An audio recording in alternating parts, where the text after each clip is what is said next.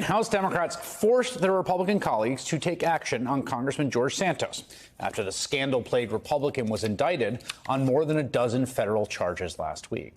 Democrats used a fairly obscure provision in the House rules to make the Republican-controlled chamber take up the question of whether or not to expel Santos, called a privileged resolution. Now, House Republicans really don't want to do that. They know, of course, Santos is a serial liar who has been accused of a litany of crimes, grifts, and schemes. They need his vote anyway. So this afternoon, Kevin McCarthy's Republicans once again tried to just bury the whole thing, sweep it under the rug.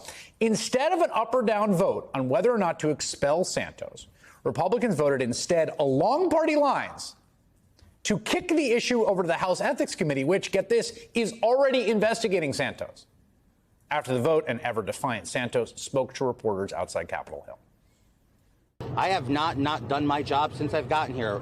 I can chew and walk gum at the same time. I can chew gum and walk at the same time. I have not been convicted of any crime. You insist in saying that. I will have my day to defend myself.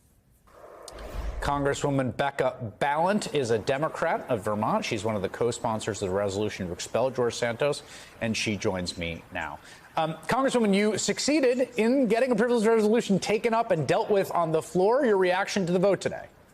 It's incredibly disappointing. It is a dark day for America when you can't even get a serial liar, a fraudster, someone who pulled the wool over the eyes of all the voters in his district. You can't even get that kind of person expelled from Congress. This is a very sad day. I've talked to a lot of members of Congress about George Santos. Robert Garcia is the president of the freshman class. I've talked to a lot of New York congressmen who have a kind of, what the heck is this dude doing in our state caucus feeling. What's your motivation here? I imagine it doesn't matter one way or the other to your constituents in Vermont and, you know, your voters. There's no huge political upside or downside here, but you seem pretty motivated. Why?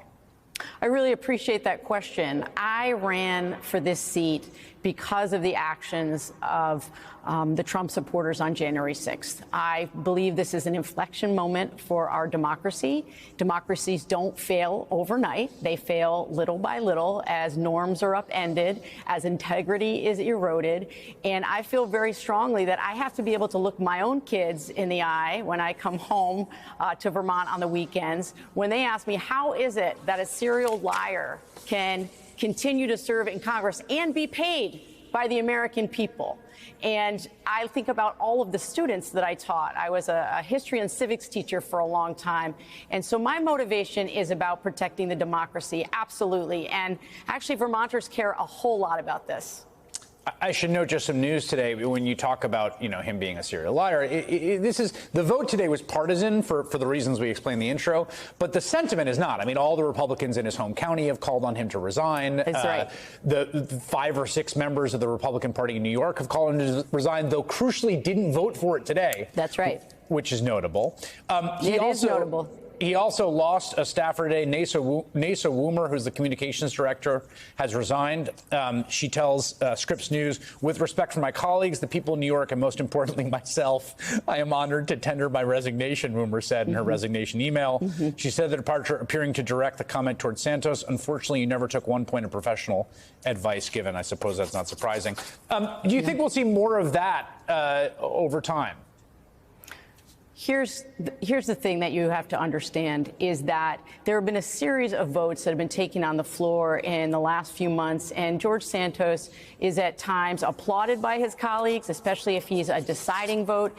They are certainly interested in protecting him, and that speaks to where this party is and where this conference is at this moment, when you have members of his conference standing up and applauding him when he takes a vote. Meanwhile, voters back in New York do not feel like they are represented. This is really an American issue. Every voter should feel like they know who they're voting for. And the person that they voted for was not, in fact, George Santos. It was somebody entirely different from that. And I just think that this is an indication of a deep rot.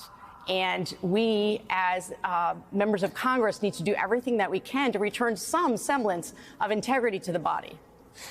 You're also calling for a censure of another one of your colleagues, and I think your description about your motivation to run shed some light on your motivation here. You issued a letter calling on Representative Gosar, who we've covered on this program the last few evenings, to be censured, saying his history of associating with and now hiring white nationalists and neo-Nazis is deeply disturbing. The presence of proud neo-Nazis is a threat to people of color, Jewish Americans who work here at the Capitol, as well as people we serve. Speaker McCarthy must hold Rep. Gosar accountable for this kind of overt neo-Nazi sympathizing. That's pursuant, of course, to Hunter Walker's reporting about this. We featured on the program. Has there been any official response to this from anyone in Republican leadership or from Gosar's office? We haven't gotten any. Not at this time. And I just want to be really clear, too. I am the grandchild of somebody who was killed in the Holocaust. My grandfather was killed in the last few weeks of the war on a forced march from the concentration camp that he was a prisoner in Austria. This is very personal to me, that I should not have to, worry about walking these halls of Congress with Nazis, avowed neo-Nazis, serving in the offices of people who serve on committee with me. What has happened to this nation?